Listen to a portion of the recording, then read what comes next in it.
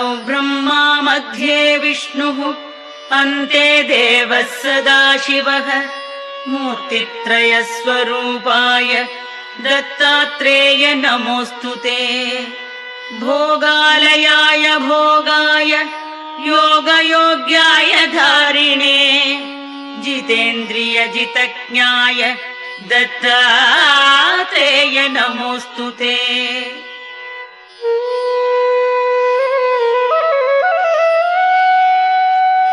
दिगंबराय दिव्याय दिव्यरूपधराय च सदोदित परब्रह्म दत्तात्रेय नमोऽस्तुते।